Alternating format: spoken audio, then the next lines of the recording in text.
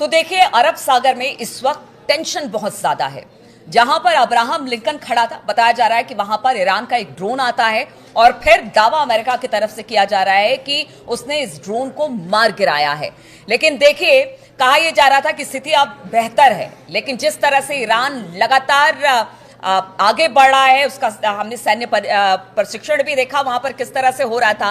अब इस बीच जो खबर आई है उसमें अमेरिका का कहना है कि जानबूझकर ईरान प्रोवोक कर रहा है, ईरान सामने से उसके ड्रोन आए जिसको मार गिराया गया। अब इसको लेकर किस तरह की हलचल है, किस तरह की बातें अब सामने आ रही, क्योंकि एक तरफ तो आप बैठकर बातचीत करने की बात कह रहे हैं और दूसरी तरफ इस तरह की टेंशन। मयंक मेरे साथ इस पर और अधिक बातचीत के लिए जुड़ गए हैं। मयंक, ये बड़ी खबर आ रही है कि ईरान का एक ड्रोन अब्राहम लिंकन की तरफ आगे बढ़ता है और अमेरिका का दावा है कि उसे मार गिराया गया। क्या खबर इसे लेकर? देखिए, ये पहला मौका है। इस बार जो टेंशन बढ़ा है ईरान और अमेरिका के बीच, और जिस तरह से अमेरिका ने अपने वॉरशिप्स भेज दिए ईरान के आसपास, इस बार की अगर बात करें तो ये पहला मौका है जब अमेरिका और ईरान के बीच सीधा आमना सामना हुआ।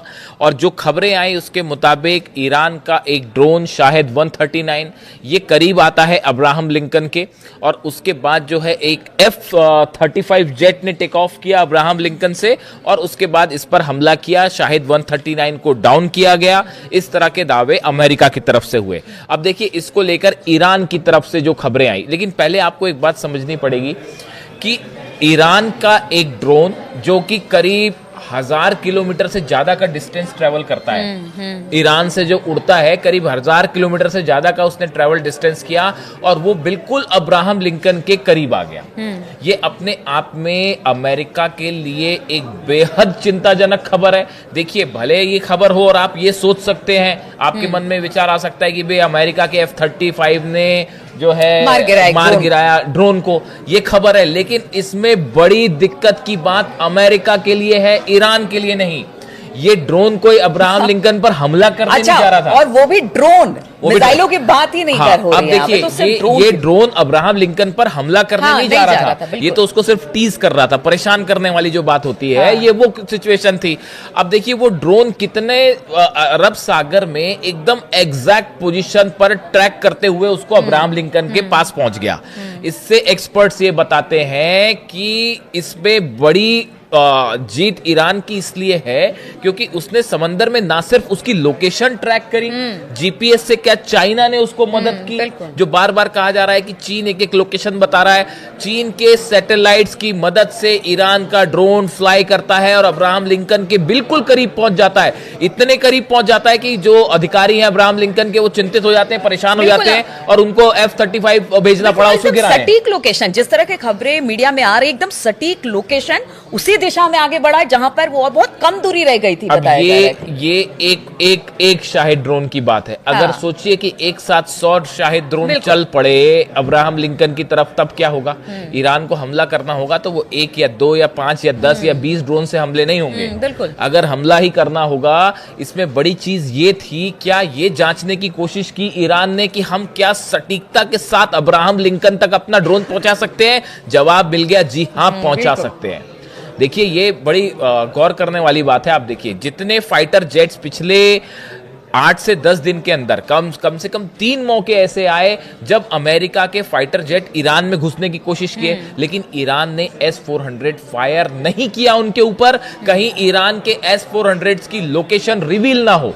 लेकिन अमेरिका ने F-35 जेट को डाउन करके ये बात साफ कर दी कि ईरान के ड्रोन जब चाहें तब अब्राहम लिंकन के ऊपर जा सकते हैं। आपने कम से कम ये बात तो साबित हो गई कि ड्रोन्स भले 1,500-2 हजार किलोमीटर का डिस्टेंस हो, उसको भी ट्रेवल करके शाहिद ड्रोन जो है वो अब्राहम लिंकन के ऊपर पहुंच जाएगा। चाइना सैटेलाइट से मदद कर रहा है, दूसरी बात ये साबित हो गई। तीसरी बात, जो सबसे अहम बात कही जा रही है, जो ईरान की तरफ से बयान आया है, ईरान का कहना ऐसा है कि ये सर्विलांस ड्रोन था, इसको हमला करने नहीं भेजा था हमने, ये एक सर्विलांस ड्रोन था जिसने जो रियल टाइम डेटा भेज रहा था कि अमेरिका का कौन सा वारशिप कहां पे है, अब्राहम लिंकन कितनी दूरी पर है, साथ में कौन से शिप्स चल रहे हैं। उसने लगातार जो है 48 घंटे तक रियल टाइम पूरी इंफॉर्मेशन ईरान को भेज दी। पूरी इंफॉर्मेशन, जो मिशन था इस ड्रोन का, वो पहले ही कंप्लीट हो चुका था क्योंकि रियल टाइम इंफॉर्मेशन आ रही थी ईरान के पास। और उसके बाद आखिरी में यह हुआ कि शायद हो सकता है कि ये जांचने की कोशिश थी कि क्या एग्जैक्ट लोकेशन तक जा सकता है अब्राहम लिंकन तक, या फिर एक प्रकार से आप देखें कि जिस तरह से अब्राहम लिंकन ओमान की खाड़ी से पीछे हटा और अरब सागर में आया, एक प्रकार का चुनौती देने की कोशिश। जब F-35 जेट या F-16 जेट या F-15 जॉर्डन के रास्ते इराक से की बॉर्डर से ईरान को चैलेंज करने की कोशिश करते हैं, तो ईरान भी तो अपना बिल्कुल यही मैं कहना चाह बिल्कुल यही मैं कहना चाह रही थी कि एक तरह से चैलेंज के तौर पर भी है कि देखिए आप कहीं भी रहिए, अगर चीन के सैटेलाइट हमारे साथ है तो फिर आपकी लोकेशन ढूंढने में हमको बहुत ज्यादा दिक्कत नहीं होगी। पहुंच के बाहर नहीं है, ये संदेश देने की कोशिश की गई। आप इसको ऐसे कुछ लोग ये सोच सकते हैं, और ये अमेरिका ने कहा है कि देखिए वो जानबूझ के बुली करने की तरह एक तरह से देखिए सेंटकॉम जो आप कह रही हैं, वही सेंटकॉम के जो स्पोक्स पर्सन है, स्पोक्समैन कैप्टन टिम हॉकिंस, उनके तरफ से जो बयान आया है, Tim Hawkins said the guided missile destroyer USS McFaul immediately responded to the scene and escorted. ये इन्होंने बताया कि किस तरह से हमने जो है इसको प्लेन को इंगेज किया शाहिद ड्रोन को। अब देखिए कुल मिला के कहानी ये है कि अगले 2 दिनों के अंदर जैसा बताया जा रहा है कि फ्राइडे को टॉक शुरू हो सकती है ईरान और अमेरिका की। ईरान ने अपने प्रतिनिधि भी तय कर लिए हैं कि कौन इन पर बातचीत करेगा, लेकिन इसके बीच दोनों देशों के बीच एक बड़ा साइकोलॉजिकल जो है वो गेम देखा जा रहा है, और उसमें अब नेतन्याहू की भी एंट्री है। नेतन्याहू इस बात से परेशान है कि अगर कहीं बातचीत शुरू हो गई तो साहब वॉर खत्म। अब नेतन्याहू चाहते हैं कि खुद हमला करना नहीं चाहते, इजराइल खुद हमला नहीं करना चाहता ईरान पे, वो ये चाहता है कि हमला अमेरिका करे। अब ट्रंप इस बात को रेडी नहीं है। जो व्हाइट हाउस से सोर्सेस से खबरें हैं, जो अमेरिकन मीडिया से खबरें हैं कि ट्रंप अभी हमले को तैयार नहीं है, क्योंकि ट्रंप को ये लगता है कि अगर हमला होगा तो उसमें बड़ा प्लान गड़बड़ा जाएगा मिडिल ईस्ट का, और ईरान जो है नुकसान पहुंचाएगा वो अलग।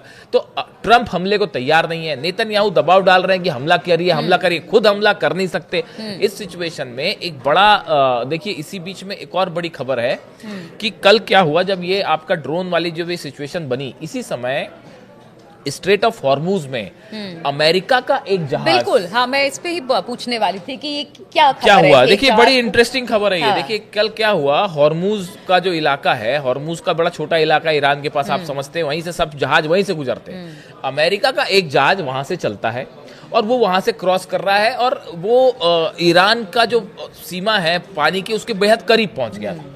अचानक ईरान की 6 छोटी जो बोट्स होती हैं, जो IRGC की जो बोट्स होती है नेवी की, इसने इस जहाज को घेर लिया और इसके कैप्टन को संदेश दिया कि भैया हम इसको अब आप हमारे पीछे चलिए, और उस पर जबरदस्त दबाव बनाया। हालात ये हुए कि वो जो कैप्टन था शिप का, अमेरिकन शिप का, उसने पूरी रफ्तार से अपना जो है जहाज हटाया वहां से, और अमेरिका ने एक जो है अपना जंगी बेड़ा जहाज भेजा उसके करीब, उसको आगे उसको एस्कॉर्ट करके वापस लेके वो बहरीन जा रहा था जहाज, तो बड़ी मुश्किल से उसको वो ईरान के चंगुल से हटाया। अच्छा मयंक, यहाँ पे ठीक है जिस तरह से बड़ी मुश्किल से वहां से जहाज, लेकिन मुझे इन सब खबरों से जिस तरह से बातें सामने आ रही है, देखिए आप बातचीत के मंच पे तो जा रहे हैं, लेकिन ईरान को भरोसा अब भी अमेरिका पर नहीं है।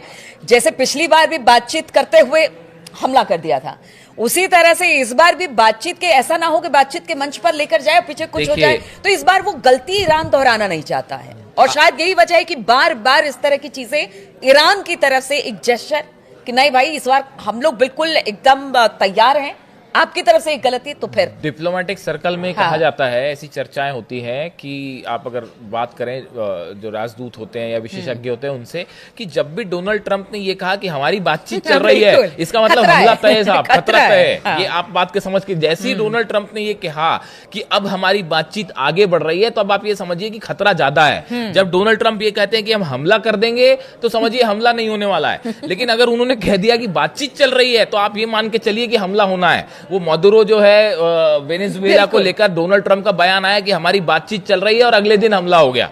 तो डोनाल्ड ट्रंप जब ये कह रहे हैं कि बातचीत आगे बढ़ रही है, तो ये ज्यादा सावधान रहने की जरूरत है। और जब ये कहें कि हमला करेंगे, तो समझिए सब शांति है। तो ऐसा मान के चला जाता है डोनाल्ड ट्रंप के बयानों को लेकर। तो अब देखिए ये बातचीत होने वाली जो सिचुएशन है, लेकिन इसके पीछे की हकीकत ये भी है कि ईरान ने जो बड़ी वॉर तैयारी करी, वॉर ड्रिल करी, उसकी वजह से फिलहाल अमेरिका और इजराइल दोनों एक स्टेप पीछे रह गए अमेरिका से, जहां तक जंगी तैयारियों का सवाल था। और उसके बाद जो मंशा थी शायद अमेरिका की ईरान को दबाते हुए किसी डील को करवाने की, वो तो साफ फेल हो चुकी है। जो सत्ता परिवर्तन का उद्देश्य था वो भी फेल हो गया है। जो मिसाइल्स को रोकने का प्रोग्राम था वो भी फेल है। ईरान कह रहा है हम बात ही नहीं करेंगे उस पर, डील तो बड़ी दूर की बात है। तो अब बचता क्या है? बचता है न्यूक्लियर डील, जिसको लेकर अब फ्राइडे को देखते हैं कि क्या होता है। और इस बीच मुश्किल में है नेतन्याहू कि अगर भाई डील किसी तरह की हो गई, जंग रुक गई, तो वो मिसाइल्स हमेशा के लिए इजराइल के एग्जिस्टेंस के लिए खतरा बन जाएगी। तो देखिए, छोटी छोटी घटनाएं जरूर सामने आ रही है ईरान और अमेरिका के टेंशन के बीच में, लेकिन यही कहा जा रहा है कि ईरान बार बार ये बताने की कोशिश कर रहा है बातचीत तो हम कर सकते हैं, बातचीत के लिए हम तैयार भी हैं, हम युद्ध नहीं चाहते, लेकिन साथ ही साथ वो इसकी तैयारी करके भी बैठा है कि अगर युद्ध की स्थिति बनती है तो पिछली बार जिस तरह से उस पर हमला हुआ और नुकसान ईरान को उठाना पड़ा, अब उस नुकसान के लिए और ईरान तैयार नहीं है, इसलिए हमले का जवाब हमला होगा। इसीलिए इस तरह की गतिविधियां लगातार देखने को मिल रही है। अब फ्राइडे तक का यानी शुक्रवार तक का इंतजार करना पड़ेगा, उस दिन जब दोनों देशों के राजनयिक बैठेंगे, क्या बातचीत होगी, क्या कुछ निकलकर सामने आता है, इस पर हमारे भी नजर रहेगी। बहुत बहुत शुक्रिया आप सभी का हमारे साथ जुड़ने के लिए इस चर्चा में।